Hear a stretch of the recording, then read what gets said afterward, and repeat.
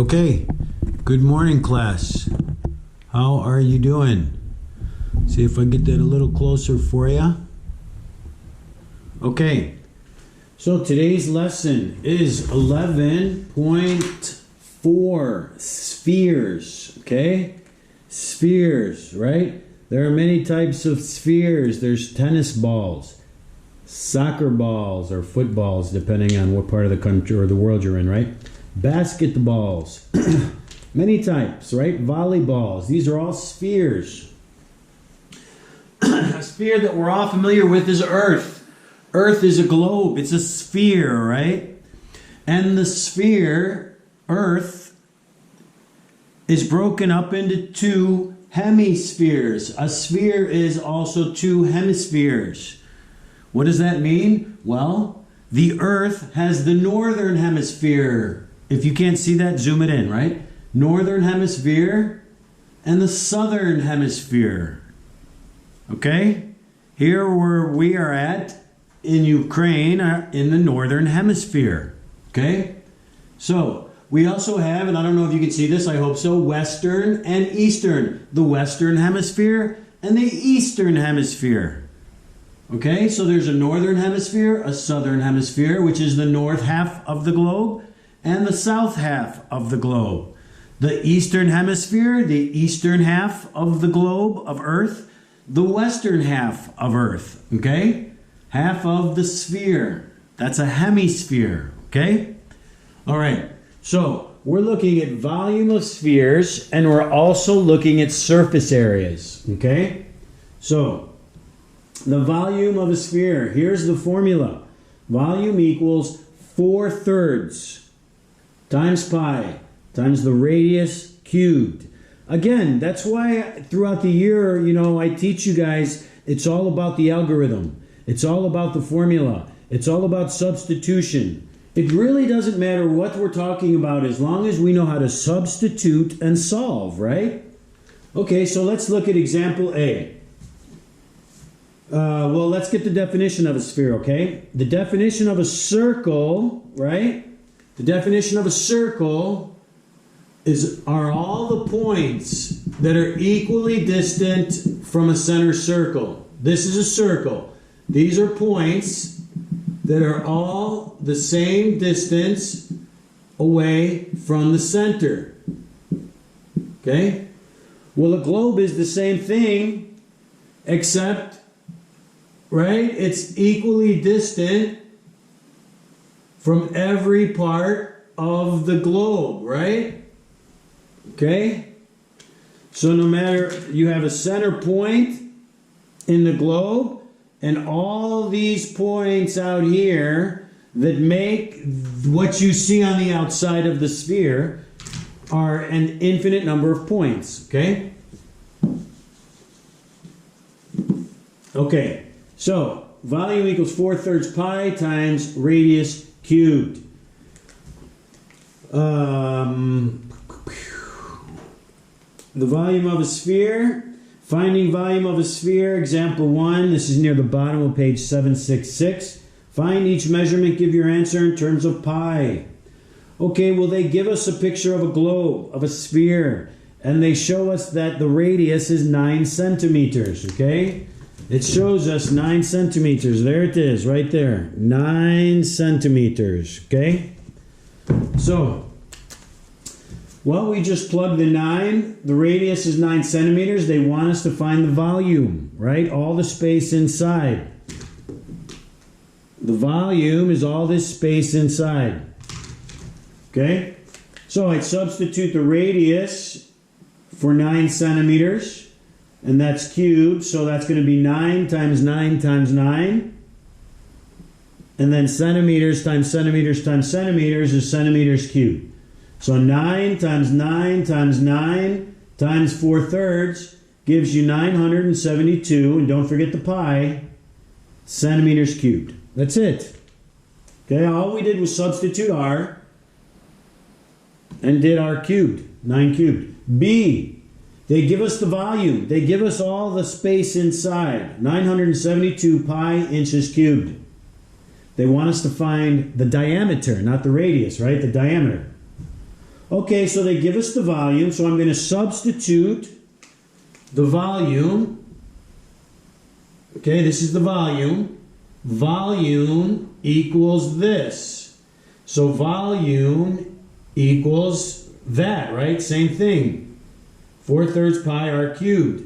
There's the volume. That's what it says. The volume is equal to this. So I can substitute this value for V, for the volume, equals 4/3 pi r third. Well, I'm going to get rid of this 4/3 on both sides, right?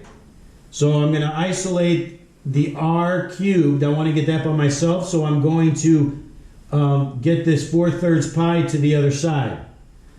Then when I do the appropriate math, right, I can multiply both sides by 3. That'll get rid of this 3. If I multiply both sides by 3, 3's will cancel out over here. And then I'll divide 4 out over here, and that'll give me 729. And that gives me r cubed. Okay? And then I'm going to cube root r cubed, right? I'm going to cube root it. Cube root it.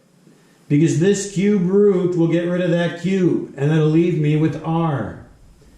And the cubic root of r to the third is 729 becomes 9. 9 times 9 is 81. 81 times 9 is 729. 3 r's multiplying together, 3 9's multiplying together. So if the radius, remember, they want us to find the diameter. So if the radius is 9, r is 9, well, the diameter is twice the radius, right? So the diameter is 18. So that's 18. And for this guy, right, we said it was this right there. Okay? So that's it. So let's look at C. C says, find the volume of the hemisphere. They want you to find the volume, and they tell you, they show you a picture of r equals 4m. Now notice, they're not giving you a sphere, they're giving you half a sphere, a hemisphere, right? So your choice is to do this formula. Okay, they give you the radius, 4. You can put 4 cubed in here, solve it, and because they only want a hemisphere, half of it, you divide your answer by 2. Or, what is half of 4/3? Half of 4/3 is 2/3. So if you just, from the beginning, say, if I only want half of it, if I only want one of the spheres, then instead of 2/3, I'll have 4/3, right? Because 2/3 plus 2/3 equals 4/3. Okay? So if I get rid of half of 4/3, that leaves me with 2/3. So that's what they did there. That's why you see a 2/3 and not a 4/3. Because they said, listen, we just want half of it. Okay? So basically, this is the formula for a hemisphere. So here's the formula. They gave us the radius. I substituted my radius right here. Okay? 2/3 pi radius cubed, 2/3 pi radius cubed. 4 cubed gives me 64. M cubed gives me m cubed, right? Don't forget, I do the 3. I distribute it there, and I distribute it there. Okay, and then I have to do 2/3 times 64. Well, 2 times 64 is 128, and that's over 3. Oop, I forgot the pi, right? Yeah, pi. Meters squared. Okay, good. And that's the answer. Okay, that's it with that. Let's move on over. Hope you're still washing your hands. Okay, take advantage of this time. I'm like learning a language during this time when I have extra time, so I try and take advantage also of this time and do what I can. Of course, play some guitar as well. You always got to do that, right? Do some unwinding. Okay, I think I got everything right there. Yes, yes. Okay, so example 2, biology application. Listen, it's just doing the same thing we did, except with real world application. No different. So I don't need to go over number 2. That's a real world application. That's going to be A mastery. Just apply the same thing we used, and that's it. I mean, it's no different, right? So, moving on to example 3, surface area, okay? We did the volume, the space inside.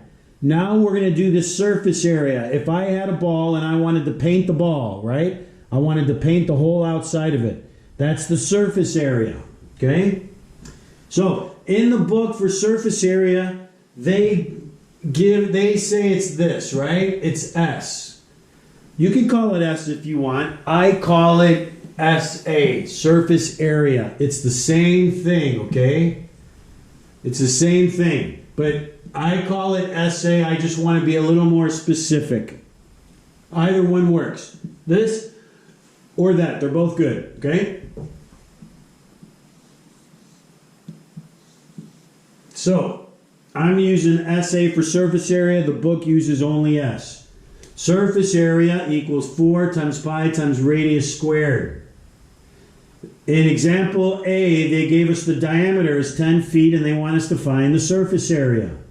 Well, the diameter isn't in the formula, right? But the radius is, and we know that the radius is half the diameter. So the radius must be 5 because it's half the diameter. So there it is, 5. So 4 times pi times the radius squared equals 4 times pi times 25 feet squared, which equals 4 times 25 is 100, and the pi and the feet squared. 100 pi feet squared. Now, your book has an answer in this example as 200 pi feet squared. I've looked and looked and looked, and I can't figure out why they did that. It's a mistake, okay? The person who did that wrote 200, did that by accident. They didn't see it. People are human, and that's all it is. So feel free to write in your book and cover that up and change that 200 to 100, okay? The book makes a mistake with that answer for A, example 3A. It's not 200, it's 100, okay? B, the volume of a sphere with the surface area, okay? So B, they give you the surface area, 144 pi meters squared, and they want you to find the volume. But to find the volume, we need the radius. And they gave us the surface area. They did not give us the radius, right? But we need the radius to find the volume. But the formula for the surface area is 4 times pi times radius squared. And if they give us the surface area, then we can substitute the surface area in there. So 144 pi meters squared equals 4 pi r squared. 4 pi r squared, right? I'm just substituting the value of the surface area that they gave us. Okay, that goes right there. Surface area equals 4 pi r squared. I want to find r, so I'm going to isolate the r by getting rid of the 4 pi. So I'm going to divide 4 pi r out. What I do on one side, I must do on the other. So anything over itself is 1. 1 times r squared is r squared. Pi divided by pi is gone. 144 divided by 4 is 36. So r squared equals 36, because 144 divided by 4, meters squared. I square root both sides, and r equals 6 meters. 6 meters times 6 meters is 36 meters squared, okay? Now I have r. Now I can take my r and put it in the formula to find the volume of a sphere. The volume. And the formula, 4 over 3 times pi times the radius cubed. We just found the radius. We substituted. 6 cubed is 216. 216 times 4 divided by 3 is 288 pi meters cubed. Okay? The beauty about these videos is you can always rewind what you didn't understand, okay? And then if you still don't get it, send me an email, post it on Teams, watch other videos, ask questions, don't give up. I know this is tough, right? I know this is tough. Example 4, changing dimensions. Well, listen, for changing dimensions, if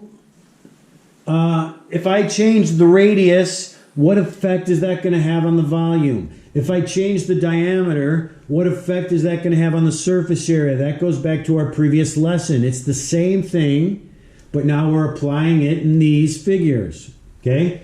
Again, if I ask you something like that, it's going to be A level. So, moving on to example 5. Example 5 is the surface area and volume of composite figures.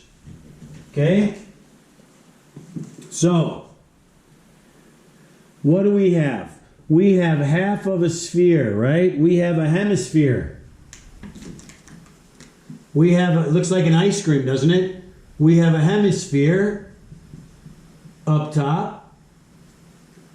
Well, a hemisphere, to find the surface area of a hemisphere is 4 times pi times r squared, right? That's the surface area of a sphere, right? Of the whole thing. But if we want half of that, then we can just say 2. We can change that to 2, because 2 is half of 4, right? Let me see. Let's just to remind you, we are on page 769 at the top, example number 5, right? And they show you S hemisphere equals 1/2 times r pi, 1/2 times 4 times pi times r squared. Well, instead of 1/2 times 4, we can just say 2, right? That's what they have there anyway. 2 pi. And then the radius is 7. Substitute 7. 7 times 7 is 49. 49 times 2 is 98. And our answer is 98 pi. And then whatever the units of measurements are.